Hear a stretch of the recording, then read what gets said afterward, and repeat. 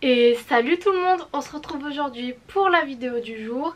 Et aujourd'hui je vais revenir sur le match Atalanta-Bergame Real Madrid parce que le match a eu lieu hier. Et voilà, on va faire un débrief de ce match là. Comme d'habitude, avant de vraiment commencer cette vidéo, vous pouvez vous abonner, laisser un pouce bleu et voilà, on se retrouve juste après le générique.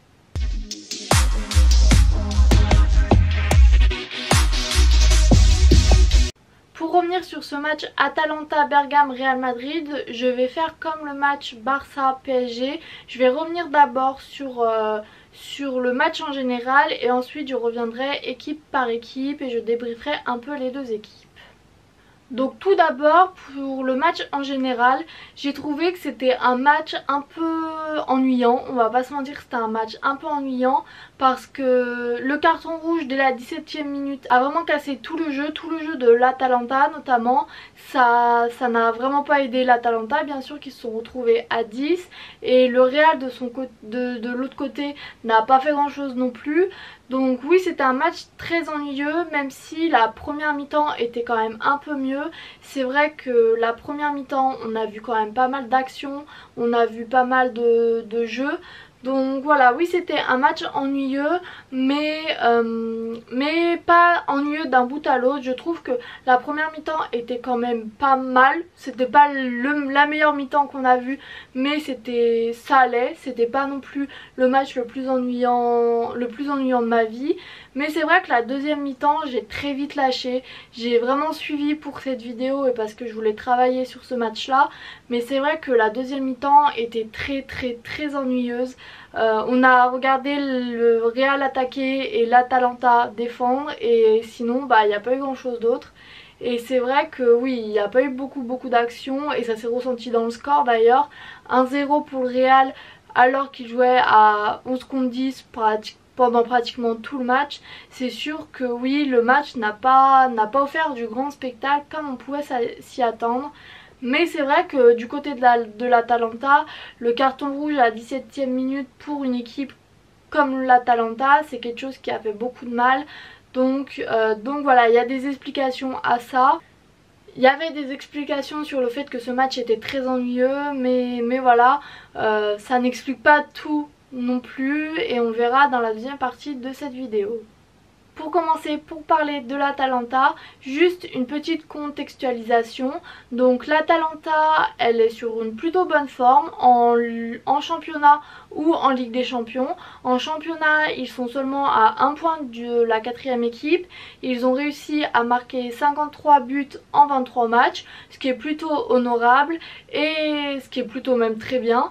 Et en Ligue des Champions, en phase de groupe, ils sont sortis d'une poule qui comptait Liverpool et l'Ajax en marquant 10 buts. En ayant un groupe qui avait Liverpool et l'Ajax, c'est vraiment plutôt très bien que cette équipe ait pu s'en sortir et ait pu passer les phases de groupe. Donc voilà, c'est une équipe qui ces derniers temps, ces dernières années, fait sa place tranquillement, fait sa place et oui, c'est une équipe plutôt agréable normalement à voir jouer et qui promet son lot de surprises. Franchement, c'est une équipe qu'on n'attendait pas forcément ici et qui pourtant s'installe de plus en plus. Donc voilà. Maintenant qu'on a contextualisé, on va vraiment pouvoir passer à la forme de l'équipe et à comment l'équipe a joué pour ce match-là. J'ai trouvé que l'Atalanta a montré quand même de belles choses. Et surtout compte tenu du fait qu'ils étaient à 10 joueurs très vite, très tôt dans le match, puisqu'ils ont eu un carton rouge à la 17e minute. Je trouve que lors de la première mi-temps, même en étant à 10 contre 11, c'était l'équipe qui jouait le mieux parce que c'est une équipe qui allait de l'avant, les contre-attaques et les sorties de balles, les transitions étaient magnifiques. Je trouve que leur sortie de balle en première mi-temps était parfaite. Quand l'équipe réussissait à récupérer le ballon dans leur surface de réparation, ils ils arrivaient très vite à se projeter vers l'avant, à essayer d'aller marquer. Et voilà, l'Atalanta a montré de vraies belles choses et je pense que le match aurait été très différent si le carton rouge à la 17e minute n'avait pas été là.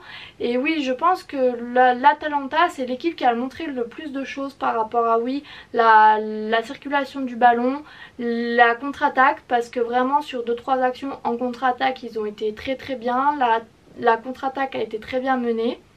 Donc voilà, je trouve que oui, l'Atalanta c'est l'équipe qui a montré le plus de choses. Avant le carton rouge, l'Atalanta pressait très bien le Real, ils arrivaient très bien à récupérer le ballon, ils arrivaient très bien à contrer l'attaque du Real. Bon, on le verra par la suite, une attaque plutôt affaiblie, mais en soi ça restait le Real, ils ont très bien réussi à contrer cette attaque. Donc oui, franchement je pense qu'il y a pas mal de bonnes choses à retenir pour l'Atalanta, tout n'est pas à jeter. Et comme je l'ai dit, le carton rouge leur a fait beaucoup de mal, et en plus quelques minutes après ils ont perdu Zapata qui était leur sur blessure, qui était leur attaquant principal. Donc oui, l'Atalanta a eu certaines circonstances atténuantes pour expliquer leur manque de jeu, le carton rouge et donc la blessure de Zapata. Et c'est vrai que malgré ça, ils ont quand même montré pas mal de choses dans le jeu. C'est vrai qu'en deuxième mi-temps, on a moins vu cette capacité d'attaque que possède l'Atalanta, parce que oui, ils ont passé vraiment toute leur deuxième mi-temps à défendre.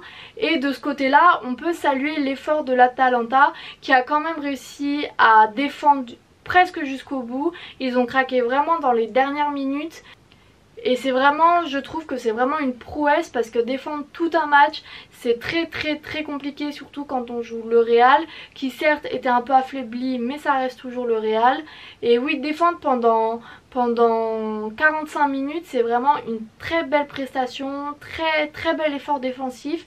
Et c'est vrai que oui, on peut toujours dire que le Real a manqué d'inspiration devant le but, mais l'Atalanta a très bien réussi à contrer le Real pendant toute la deuxième mi-temps.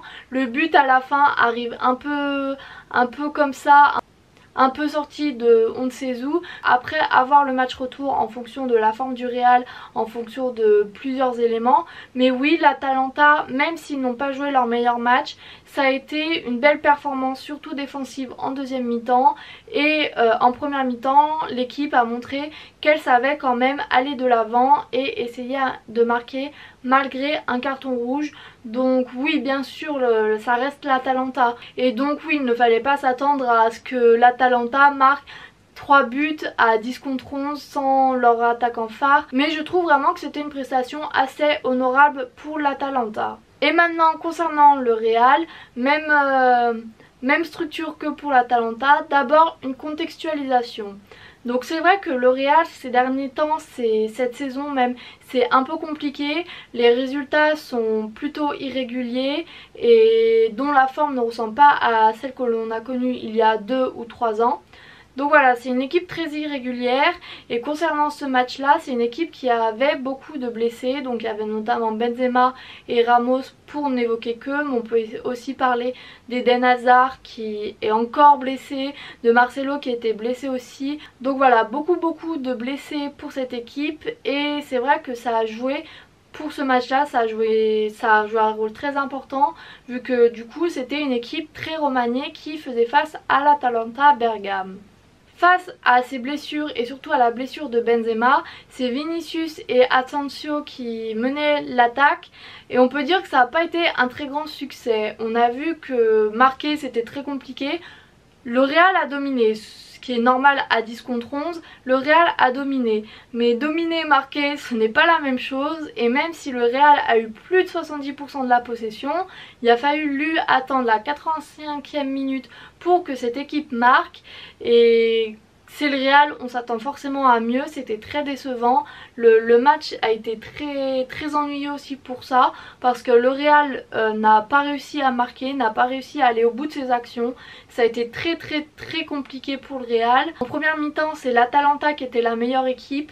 Donc alors que l'Atalanta jouait à 10 contre 11. Donc oui, c'est encore très compliqué pour le Real. Et même s'il y a eu des blessures, c'est vrai qu'on s'attend mieux du Real. Et quand on voit l'équipe qu'il y avait sur le terrain, quand on voit le banc, on se dit que le Real il y a 3-4 ans, c'est une époque qui paraît très lointaine, parce que les remplacements Diaz, Ariba, je ne sais pas. C'est vrai que c'est des joueurs qu'on voit très peu et qui sont très loin de la qualité que le Real veut normalement. Donc voilà, c'est vrai que c'est très compliqué pour le Real.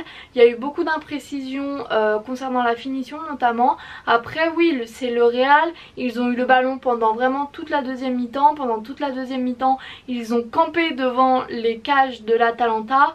Et pourtant oui, il a fallu attendre la 85e minute pour que le Real marque. Et encore, le but vient d'un défenseur. Je pense que ce but, ça montre toute l'inefficacité offensive du Real. Vinicius, il n'a rien fait de bon pendant le match. Asensio, on ne l'a pas vu. Les milieux de terrain, ça a été très compliqué aussi. Donc oui, vraiment, le Real, ça a été le gros problème. Le gros problème, ça a été l'attaque. Et voilà. Du côté de la défense, on avait un peu peur, comme Ramos était blessé, on avait un peu peur de la solidité défensive. Et non, franchement, la défense, elle a plutôt bien tenu. Elle a su répondre aux contre-attaques de l'Atalanta, aux rares contre-attaques. Donc non, franchement, du côté de la défense, il n'y a pas grand chose à dire. C'est même un défenseur qui marque. Donc pour moi, la défense, c'est vraiment le point positif de ce match du côté du Real. Le Real a gagné ce match 1-0, donc ça laisse quand même pas mal de possibilités pour le match retour. Mais c'est vrai que j'ai quand même du mal à voir l'Atalanta se qualifier. Donc voilà. Donc voilà pour ce match. Je trouve que c'était un match très ennuyant. Il n'y a pas eu forcément beaucoup d'actions, donc pas forcément grand chose à analyser, à débriefer. Mais voilà, j'ai quand même voulu faire un petit peu le point sur ce match là parce que c'était un match très attendu et c'est toujours bien de voir comment le Real se passe. Mais j'espère que cette vidéo vous aura plu et quant à moi je vous dis à demain pour une nouvelle vidéo et salut!